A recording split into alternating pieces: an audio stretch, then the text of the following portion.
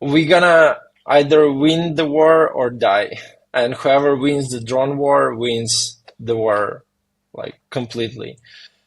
And if our partners speed up a bit and provide the necessary resources and do the joint ventures with us where we give our experience and they give their resources, I think we gonna win the war like totally.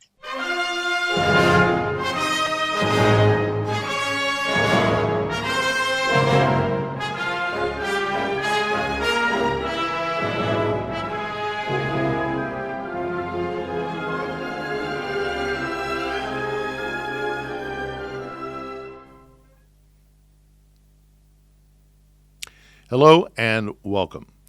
You know, war is often a catalyst for advances in weaponry and other technology. And this war is certainly no exception to that, notably in the form of drone technology, tactics, and their strategic use.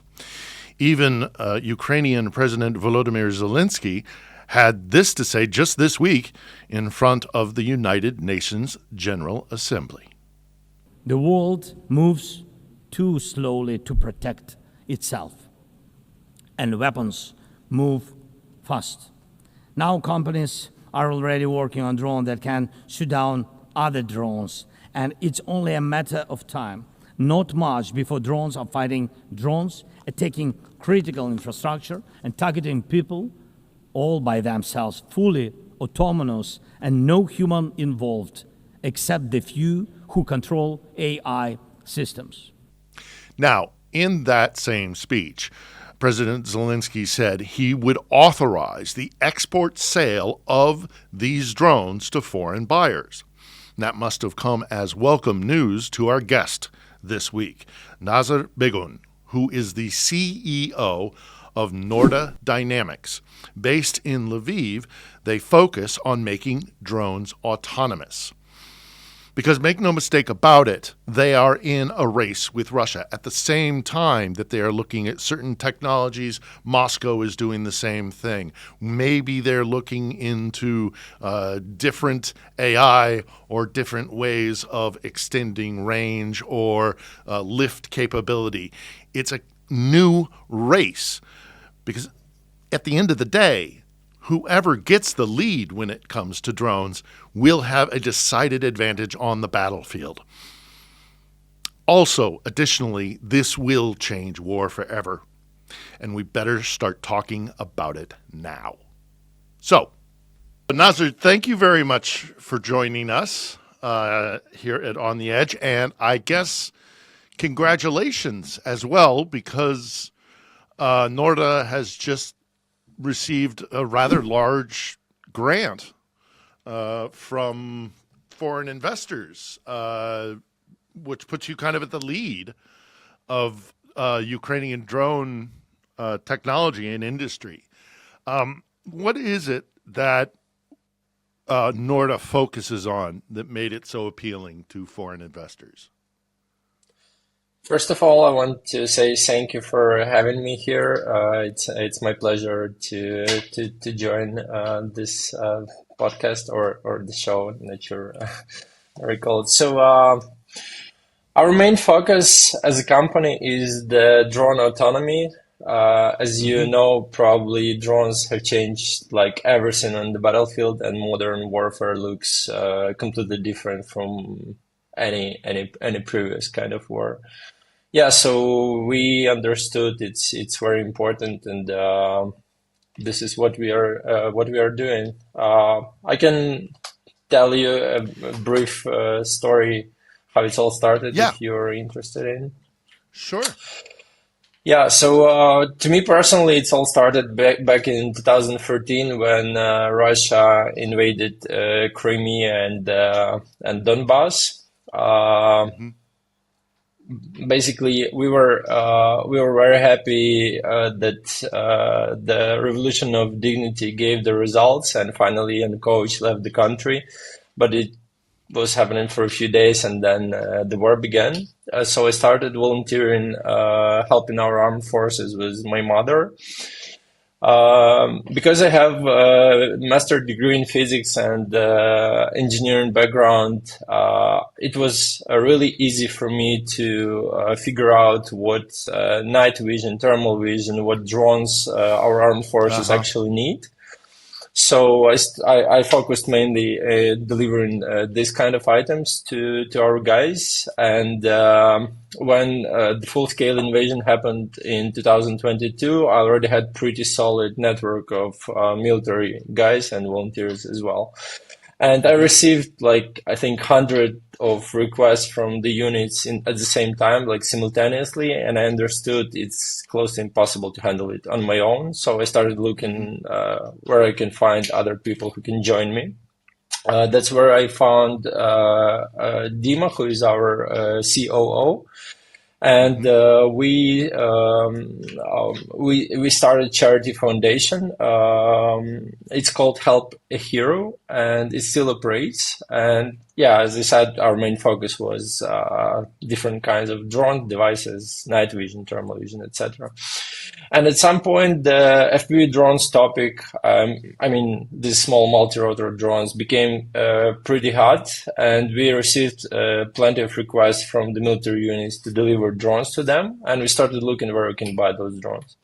So at that Mm-hmm. point, we found a few drone manufacturers in Ukraine, and they told us like, give us money, wait 3-6 months because we have a huge queue of orders, and we're going to deliver drones. And we understood that in 3-6 months we probably can do it our own. So that's where we started the small drone manufacturing, which currently operates a completely volunteering initiative. And because we started that, we dove deeper into the topic of FPV drones, and we started investigating why the efficiency is so low. At that point, the efficiency was like 8-10%, meaning 1 in 10, 1 in 12 drone was reaching the target.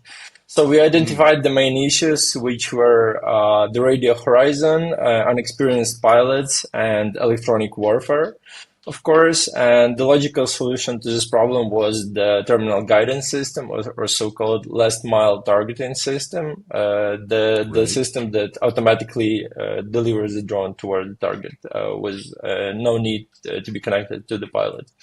And again, we And started looking let where we me can. just stop. Mhm. Let me just stop briefly there because I want to clarify Yeah. what you're talking about. It's that so it's that last kilometer or that last bit when Mhm. a drone gets close to its target and becomes susceptible to electronic countermeasures, Mhm. radio jamming, things like that.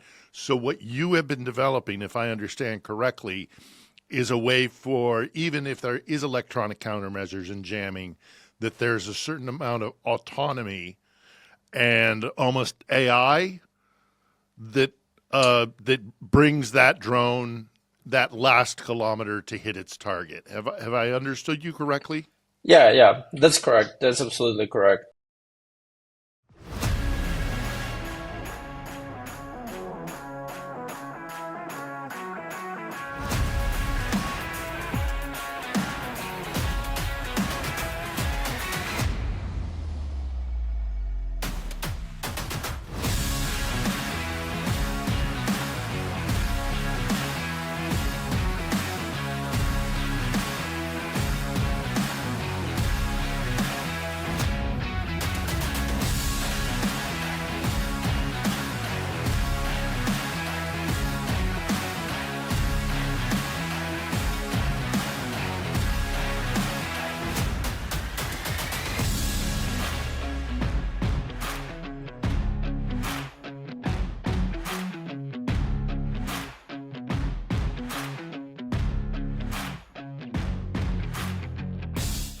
So this is basically a small module that you can put on basically any type of drone. It's let's think of it as a small computer.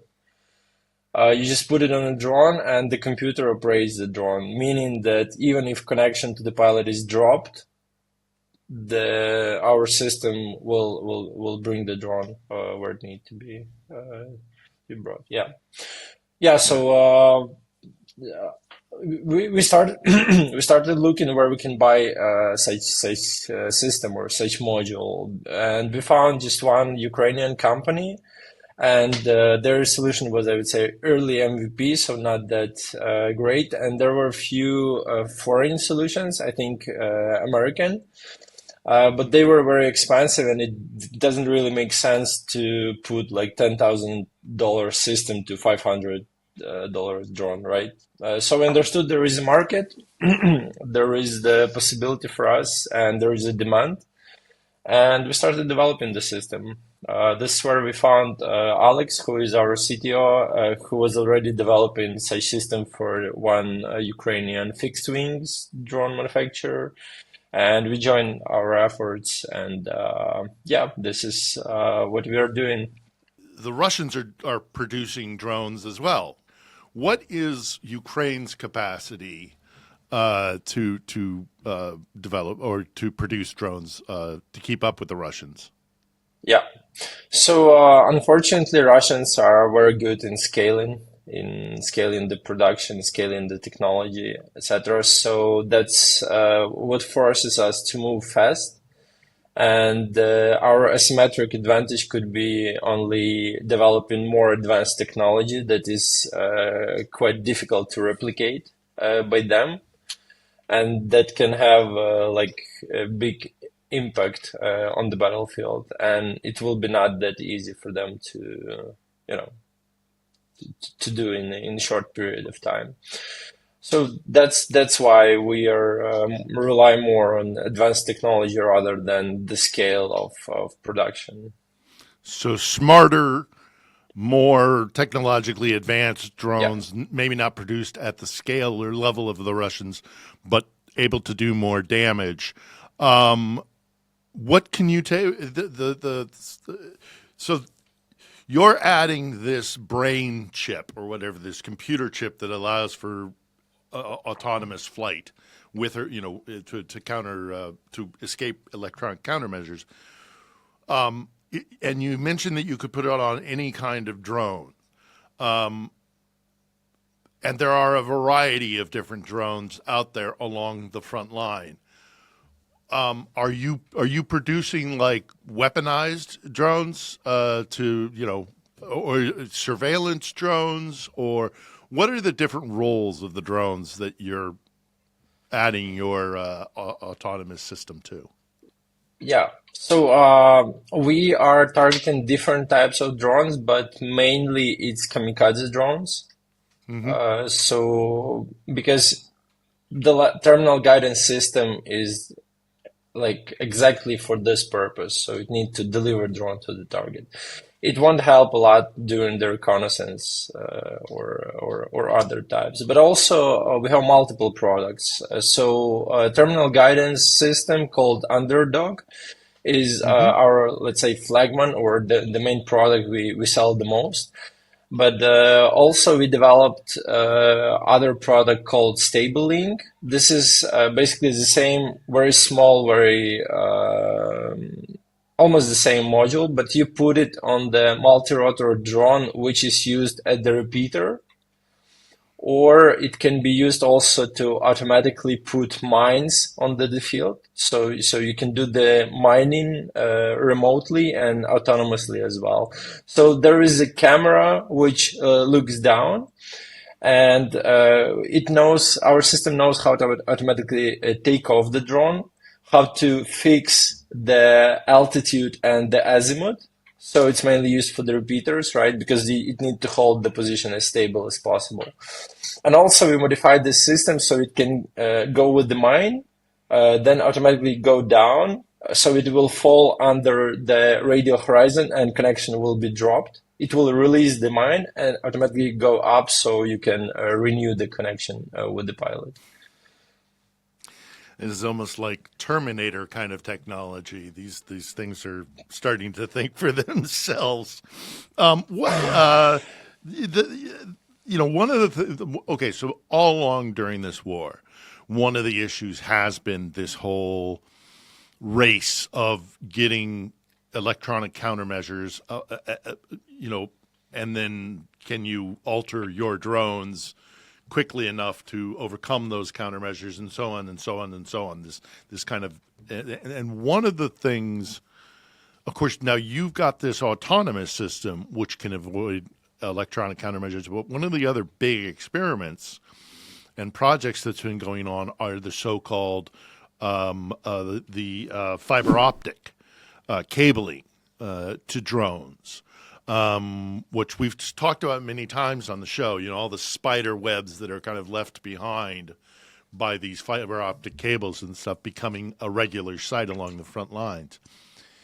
It sounds to me like the underdog system that you're producing might make that kind of only a temporary technological kind of project. What do you think about the future of the fiber optic route that both Ukraine and Russia are going down? Yeah, so first of all, unfortunately, Russians are very advanced in fiber optics and they left our far behind. So we are trying to compete with them, but still they made significant progress. However, to me personally, I completely agree with you. I think that the fiber optics is kind of temporary solution. Whenever we develop autonomy advanced enough, there will be no need in fiber optic at all, because the main problem that fiber optics resolves is, as you said, electronic warfare. So it cannot be jammed, right? It can be only and it's mainly invisible to the to our infantry. Like the drone flies and that's it. Nobody sees it until it close enough so we can hear it. But with the autonomy, you have no limitations in distance because fiber optics is heavy, quite heavy, right? So there are still distance limitation. Even though Russians are now throwing them from the fixed wing, they use fixed wing as a repeater, but it's quite complicated infrastructure behind that. So yeah, that's why all our efforts are into drone autonomy and to develop it advanced enough so we come to the autonomous swarm. And I'm always saying that whoever first develop autonomous swarm gonna have the new nuclear weapon, let's say, and gonna have like complete advantage against the enemy, and it's better for the world to be us than them. Well, that leads me to my next question, which is how important is it to you that you're getting foreign investment, and what do you think it means that these various groups, these Western corporations, are looking to you to invest in Ukraine? It's critically important for us because we have pretty solid math and physics school in Ukraine. We have quite strong education in this regard. I think it's USSR heritage. This is what was really well developed there. However, we don't have enough resources to implement it on the fast enough pace. So we do it quicker than they do. That's why foreign investments are very important. However, I'm also trying to deliver the message to our Western allies that you guys need Ukraine not less than we need you, because to me, it feels that Europe is not prepared at all. They don't have the cheap weapon to countermeasure the enemy's drones. They don't have the military units specialized on the UAV technology, and they don't have the tactics. It's not integrated into their doctrine, right? So to me personally, if on the modern war, there will be one side fighting with drones and the other side fighting without them, it feels to me like during the World War II, one side going to be with tanks and second one with the, I don't know, arrows, whatever. Caval- So it's cavalry. where Yeah. yeah, cavalry, yeah. So it's unfair advantage. I have to ask. I mean, you're obviously one of the reasons why Ukraine has to be developing these things is because you're being attacked. So you're forced to. But there's another aspect of it that I've noticed, and I refuse to let you be modest about it. What is it? What is it about Ukrainians that they have been so resourceful this entire war? Not just in terms of drones, although obviously that's your specialty, but there's something in the Ukrainian character that I've witnessed during this war that they're always thinking up new things. It's very inventive. What is it about Ukrainians that make them so inventive? I think the thread of existence of our nation, and also we had more than 100 wars with Russia during the old period of our history. So this is the like existential enemy for us. This is what I learned in school. This is what we learned many times in a hard way. So now we just understand we have to do our job to survive, and we need to do it fast. So we are, as I said, we are motivated not only with the competition between companies, because there are a few very promising companies working in drone autonomy, but also we are very highly motivated with the threat of extinction of us as a country, and and I can see it in my team. So they are basically working like 24/7, no vacation, no day offs. Like you don't have to, as a CEO, I don't even have to motivate them like ever. I remember at the beginning of the war, when I was actually in the town you're in now, Lviv, I went to Market Square, and there was a little, well, it used to be a library just on the corner there in Market Square. And it was old women, children, everybody who wasn't on the front was sitting together knitting camouflage netting to cover trenches and tanks and things like that. Slava Ukraini! Now it's more like there are these super centers of 3D printers that are just constantly churning out drones, and it's kind of how things have changed in this conflict. How much of it is the spirit of the Ukrainian people that are driving this mass production of drones? Yeah, very good question. I think it's completely that. So, at the first days, people just wanted to somehow contribute into this war, into our victory, right? So they wanted to do literally anything. I wouldn't say it was effective. Like a lot of stuff was of low quality, whatever. But people were stressed. They needed to do something, to reduce stress and to make sure they are valuable for a country. Then everything shifted. People understood that we have to do it like long term. It won't over in a week. It won't over in a month. So you have to be as effective as possible wherever you can. And that's why a lot of people shifted towards producing the drone at home. We even had this initiative that each family can do the drone. There was the instruction, etc. And I think it's just who we are. It's just inside of us. Just, contribute as much as you can, be as effective as you can on your place. Slava Ukraini. What are there other technology you mentioned? Okay, so we've mentioned the underdog system, which allows for much more autonomous use of a drone so that it can evade countermeasures. We've talked about the fiber optic stuff. You've talked about swarming. Are there other technologies out there for drones that interest you?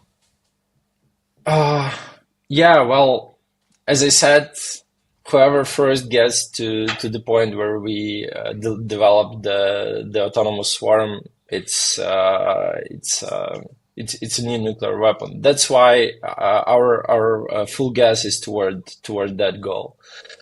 Okay. However, we understood that it's close to impossible to achieve it on our own.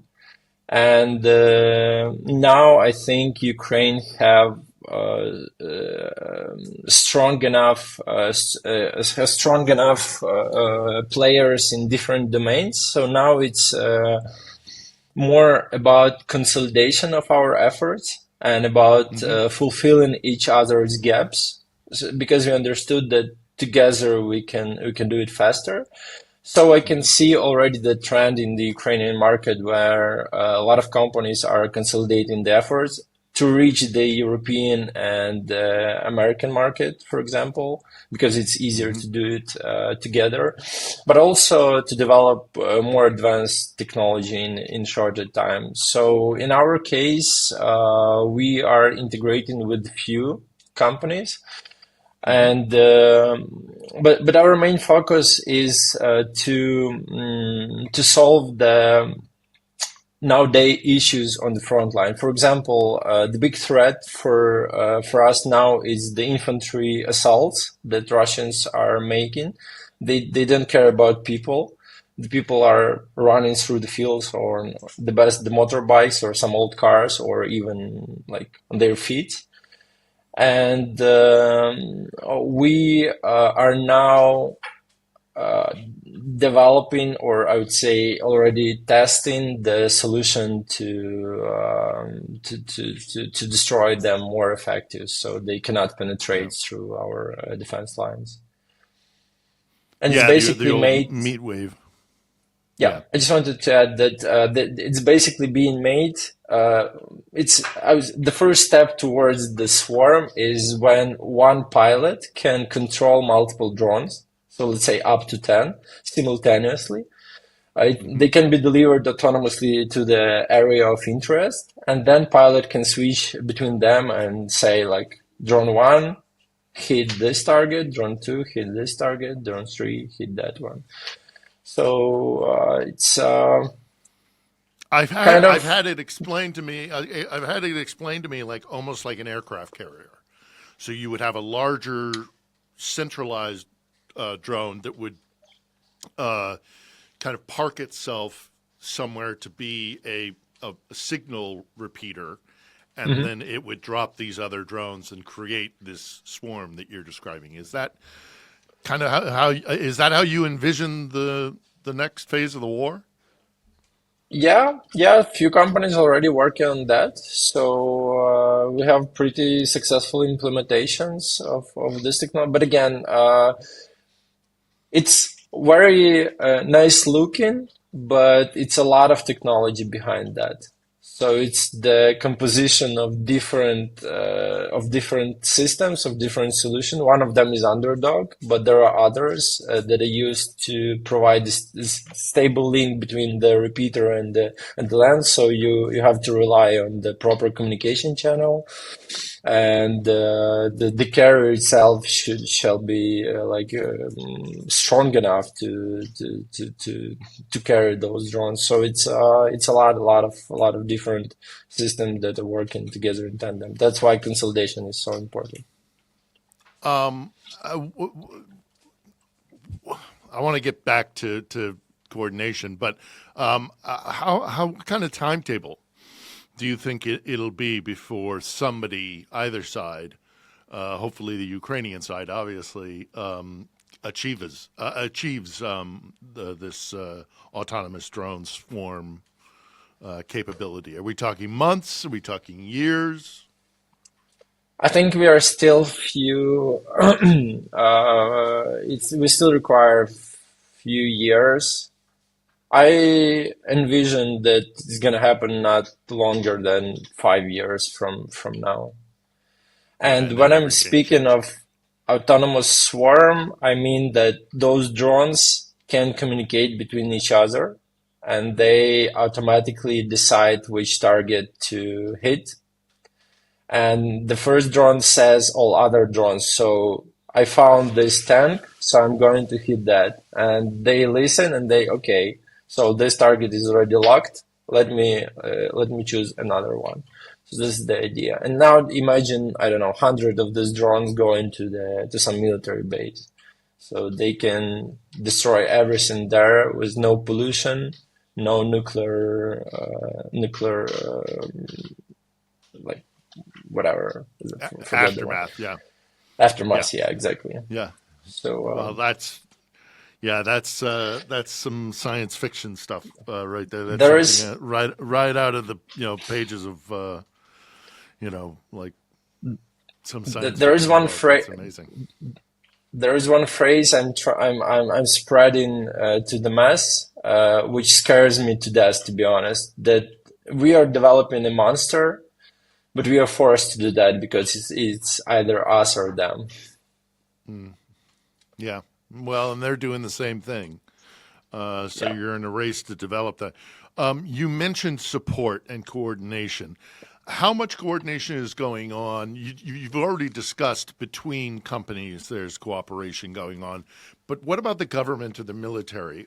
Do you liaise with them? Do they coordinate with you about what what their interests are, what their needs are? Yeah, we are The coordinating ZSU.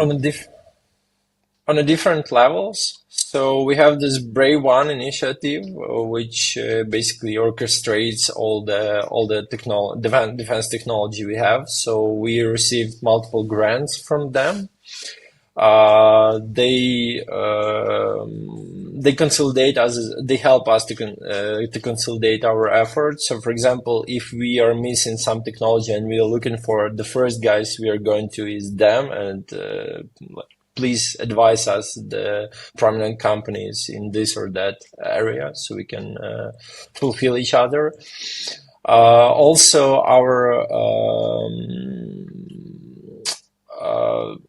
also we are speaking a lot with we're communicating a lot with the Ministry of Defense, with different armed forces on a high level, but also like super important. And I think our competitive advantage among other countries' technology is that we have direct communication with the military units in place. So, for example, our record of fastest feedback loop from the battlefield was 22 minutes from the moment we implemented the feature till the moment we first implemented it in the front line. Just imagine 22 minutes. It's like 22. So crazy. you put a unit out there and you provided them with a drone, some new advancement, and within 22 minutes you'd already gotten a response. Yeah, so they already had the drone, and we released the new version of our system with some features they were needed, So they and we upgraded updated in the the drone field. exactly, and they Wow. implemented it like instantly. Well, that's adaptability. I remember being down in Zaporizhia, and I went to a drone training center, and that was something I heard. And this is a year and a half ago, 2 years ago, was that one of our problems that was expressed to me. The drone instructor said one of our problems is we get these experimental drones from the United States or whatever, and it takes them weeks to adjust and make changes because they have Yeah, they go through all sorts of different tests and trials, and but the Ukrainians are adapting and changing almost constantly. Again, another yeah. aspect, I think. Talk to me a little bit about that speed of adaptability and how important it has been for Ukraine's armed forces to not wait but constantly be innovating. It's like huge.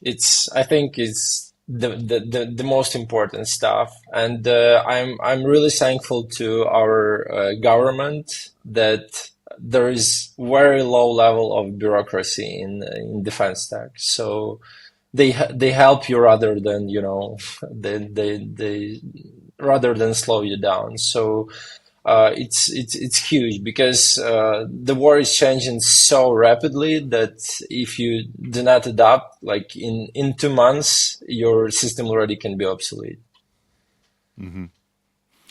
Uh, and what it has been said that the Ukrainian military is now the best military, certainly in Europe, but globally, it's one of the best militaries in the world, and not least of which because of drone technology. Have you had connections or a contact by foreign militaries who are saying, we would like to learn from your experience? Do you have any direct contact with, foreign militaries looking to learn? So our main clients are the drone manufacturers. So our main business model is B2B, and we are mainly working with them. However, we're also working with the schools, with the pilot schools. And I know there is a huge interest from foreign military units.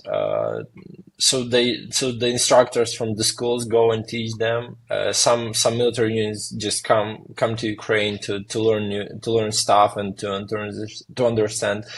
But one of the main messages I'm spreading as well is that if you want to understand the modern warfare, if you want to understand the modern drone technology, you have to be in Ukraine. You cannot do it remotely. You cannot do it from the US or from whatever. Some units, drone manufacturers and governments understand that, and they're moving pretty fast to gain the experience, to share the experience, to share the knowledge. And some others are a little bit slow. So whenever we go to the exhibitions in the Europe or globally outside of Ukraine, I'm always trying to spread it. Like, just come to Ukraine and learn here, because there is no other way. I guess I need to ask you, and I suppose it's going to be a very difficult question to answer because there's so many different variables, but when you're training Westerners who have not been on the front lines, or anybody, not just Westerners, anybody who wants to come and learn, what is the thing that they need to change about their mindset and learn to let go of the old ways and embrace the new reality of drones? What's the thing that needs to shift in their mentality and their tactics? Don't do $30 billion ships.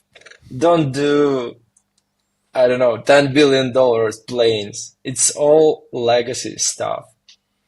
The naval drones showed that all these fancy, huge ships, which Russia was, presenting everywhere and saying they have the best fleet ever, they are now hiding in the docks, covered by multiple lines of whatever old crap, just to not destroy them. So it has to shift toward that.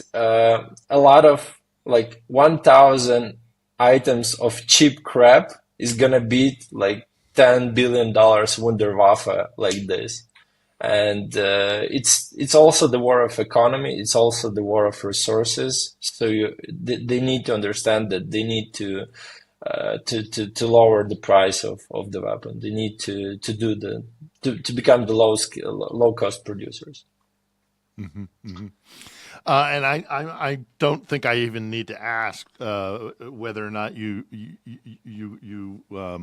have any concern that Ukraine is going to lose this war, because every Ukrainian I know is behind winning. But are you confident that that Ukraine can win the drone war? Do you think either by more sophisticated systems or increased production or whatever it's going to take, will Ukraine come out successful when it comes to drone technology and tactics against the Russian enemy? We're gonna either win the war or die, and whoever wins the drone war wins the war, like completely.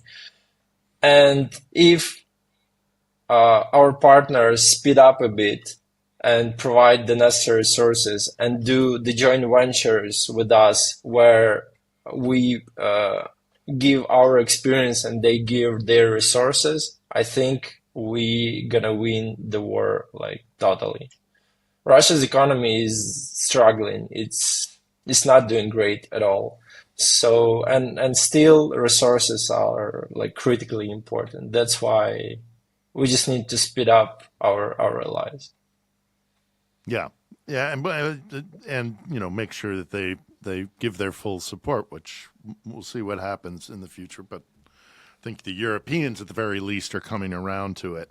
Nazar, at some point, you're going to be able to start exporting.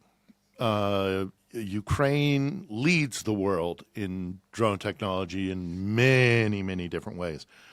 How excited and how soon do you think you'll be looking at an export market? So we are already working on getting the export permission. We already have two contracts in the US. So currently we are fighting our export control because it's quite strict in Ukraine at the moment. Mm-hmm. So it's like critical for us because we do not really make money in Ukraine. Our prices for Ukrainian drone manufacturers during wartime is like 10 times cheaper. We sell it almost for nothing. So we see our main markets like outside. And it's critical for us to get this money to develop technology even faster, to scale up the production, etc. So I'm very excited for it to open for the external market to be open for us. Because then we can go globally and speed it up. Yeah, it's interesting that you make the point that actually this could be a very good source of revenue for Ukraine to then cycle back into producing more drones. Yeah. I mean, are you hopeful that what kind of growth would you like to see Norda get to in, say, the next year to 18 months? Where would you like to see yourself and your production capacity and your technological ability? Exponential, of course. So we achieved our plan for 2025, and we even we did better than we thought. And I want the next 12, 18 months to be at least the same good as the last year was. So I expect us to finally reach the foreign markets. So it's going to generate a lot of revenue for us. But it's not only about money. We also need to find the proper people because currently a lot of defense tech companies in Ukraine are fighting for the best brains on the market.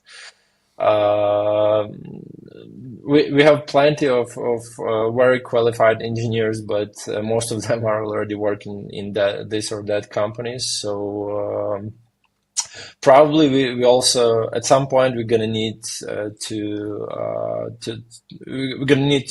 hire the foreign engineers. However, I'm a bit afraid that as I said, Ukrainians are very highly motivated and moving on the very fast pace.